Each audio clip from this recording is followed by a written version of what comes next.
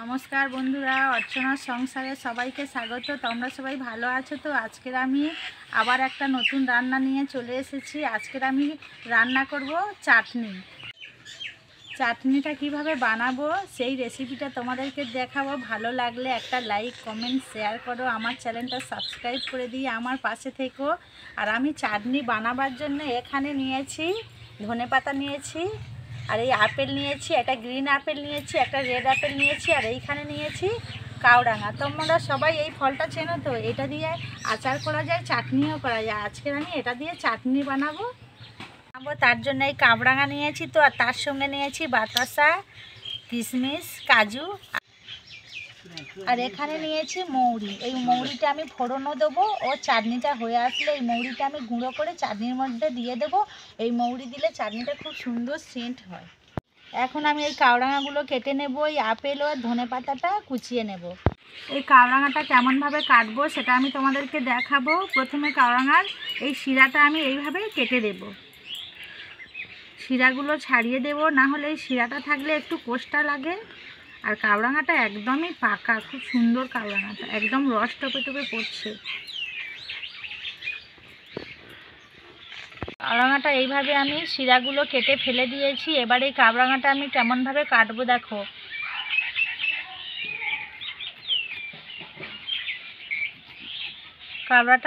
কাওড়াঙাটা আমি এই তাড়ার মতন এইরকমভাবে কেটে নেব। সবগুলো কাওড়াঙা আমি এইভাবে কেটে নিয়েছি। এবারে আমি আপেলটা কেটে নেব। রেখে দেব। আপেলটা এখন আমি কেটে নেব। এইভাবে আপেলটা কেটে নিচ্ছি। হাফ নেব, তাই এখানেই হাফ করে নিয়েছি। নিয়ে আমি একদম পাতলা পাতলা করে গ্রিন আপেলটা আমি কেটে নেব। এইরকম পাতলা পাতলা করে আমি গ্রিন আপেলটা কেটে নিচ্ছি।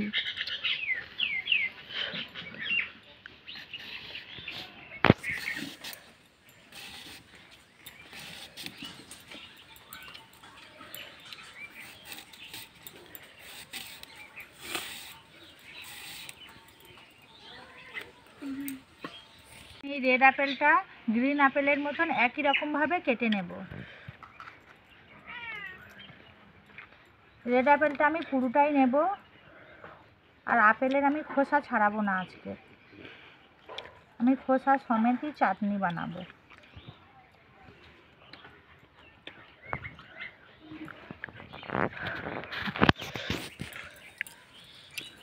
এইভাবে কেটে নিয়েছি। দিয়ে আমি এই মৌরিগুলো ভেজে নেব।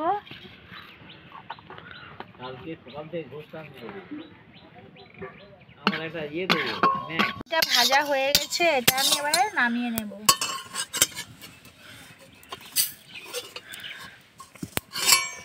মৌরিটা এখানে ঠান্ডা হোক হালকা হালকা। তার মধ্যে আমি কড়ার মধ্যে এই অল্প করে আবার মৌরি দেব।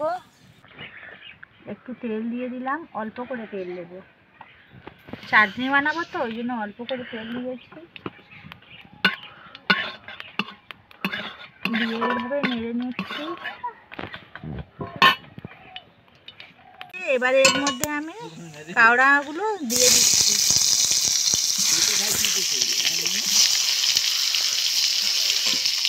দিয়ে আমি ভালো করে এটা কষিয়ে নেব। কাওড়াঙাটা কষানো হয়ে গেছে। আর আগে থেকে আমি বাতাসাটা এখানে গুলতে দিয়েছিলাম, এই জলটা আমি এর মধ্যে দিয়ে দিলাম।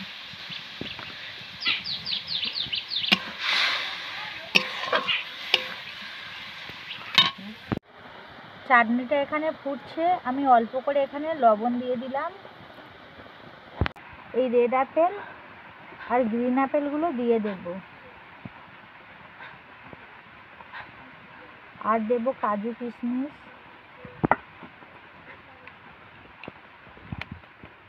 এই কিশমিশগুলো এর মধ্যে দিয়ে দিচ্ছি, আর এই কাজুটাও এর মধ্যে আমি দিয়ে দিয়েছি। এবার কিছুক্ষণ সিদ্ধ হবে, এটা আমি চাপা দেব। এটা কিছুক্ষণ সিদ্ধ হবে, আমি এখানে চাপা দিলাম। চাটনিটা আমি বসিয়ে দিয়েছি, চাটনিটা হচ্ছে। আমি এখানে দু রকম ফল দিয়েছি, আপেল দিয়েছি, রেড আপেল আর গ্রিন আপেল দিয়েছি। তোমরা চাইলে অন্য ফল দিয়ে করতে পারো। করলে খুব সুন্দর খেতে লাগবে। আমি এখানে কাওরাঙার চাটনিটা শুধু 2 রকম ফল দিয়ে বানিয়েছি। এর সঙ্গে কলা ও বেদানা দিলে খুবই সুন্দর লাগবে খেতে। চাটনিটা হয়ে এসেছে, ওটাকে এবার আমি খুলে দেখব কেমন হয়েছে। এখন আমি চাটনিটা খুলে দেখব কেমন হয়েছে। দেখো বন্ধুরা, কত সুন্দর দেখতে হয়েছে, দেখো চাটনিটা। এবার এর মধ্যে আমি ধনেপাতা দিয়ে দেব।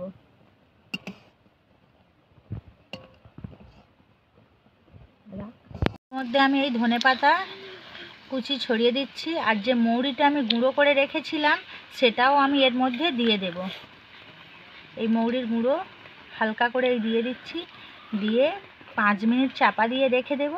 তারপরে এটাকে আমি নামিয়ে নেব। এই 5 মিনিট আমি চাপা দিয়ে রাখবো, রেখে এটাকে আমি নামিয়ে নেব। চাটনিটা আমার 5 মিনিট হয়ে গেছে, এবার আমি ওটাকে নামিয়ে নেব। দেখো কত সুন্দর দেখতে হয়েছে, দেখো, আর খুব সুন্দর সেন্ট বেরিয়েছে। এবার এই চাটনিটা আমি নামিয়ে নেব।